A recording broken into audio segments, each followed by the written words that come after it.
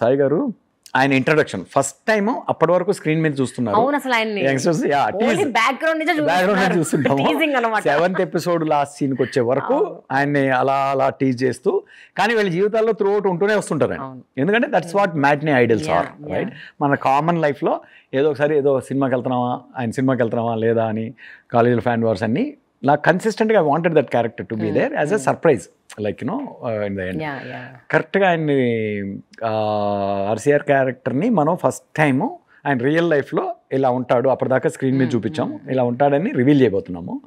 And అది కూడా ఆయనకున్న ఫాలోయింగ్ని డామినెంట్గా ఇచ్చేయాలి. బట్ ఇదే సీన్లో అన్నీ జరిగిపోవాలి, మిగిలినవన్నీ కూడా రకరకాలుగా రియల్ లైఫ్లో ఎన్నో ఈవెంట్స్ బిల్డప్ అయి ఉండొచ్చు, అన్నీ జరిగిపోవాలి. ఏంటంటే ఇక్కడ వచ్చేసి ఈ ప్రదర్శన చూడాలి ఆయన, ఏది ఒక ఢిల్లీ యొక్క ఒక డామినెన్స్, అండ్ ఆ డామినెన్స్లో మన లీడర్స్ ఎంత వీక్గా ఉన్నారు, ఎంత సాష్టాంగ పడిపోతున్నారు, ఇది చూసిన వాడిలో ఒక ఆవేశం రావాలి. అండ్ అది నెక్స్ట్ ఇంకొక ట్రిగ్గర్ మూమెంట్లో ఇంకా ఎంట్రీ వచ్చేసేయాలి అనేది. అంటే స్క్రీన్ టైం తక్కువ, స్క్రీన్ టైంలో 2-3 సీన్లో ఇంత కథ చెప్పాలి నేను. అండ్ ఈ ఎగ్జైటింగ్ ఉండాలి.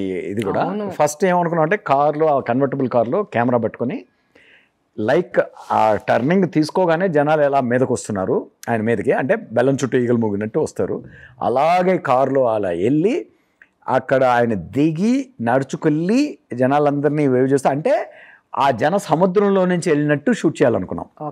ఒక సింగిల్ షాట్ లాగా వెళ్ళి అక్కడికి వెళ్ళి ఫైనల్గా ఇటువైపు సింహాసనం వైపు తిరిగి ఆయన నమస్కారం పెట్టేప్పుడు ఆయన ఫేస్ చూద్దాము, అక్కడ కట్ చేద్దాం, ఆయన పాయింట్ ఆఫ్ వ్యూలో సింహాసనం చూపిద్దాం. ఇది షార్ట్ డిజైన్.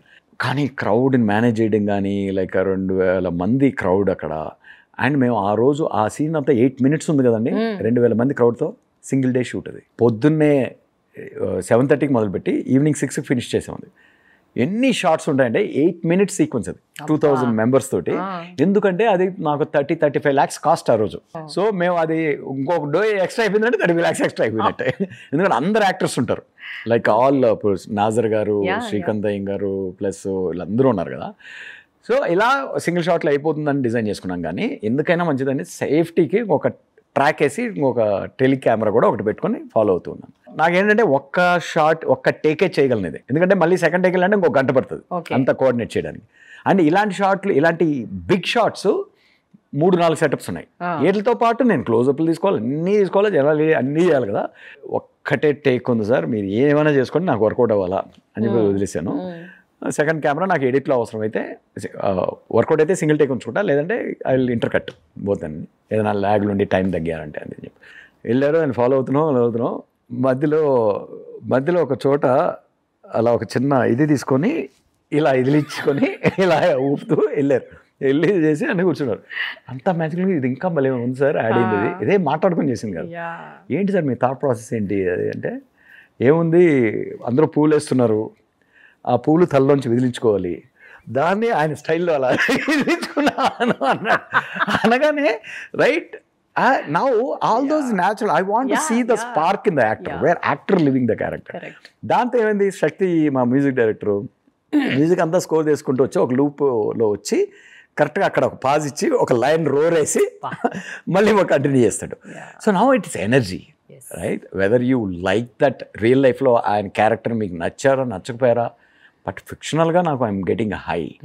అండ్ మీరు వచ్చేసి ఆ క్యారెక్టర్ని బాగా చూపించారు కాబట్టి ఆ క్యారెక్టర్కి అపోజిషన్ వాళ్ళందరూ కన్వర్ట్ అయిపోలేదు, ఎప్పుడూ కన్వర్ట్ అయిపోయారు, రైట్?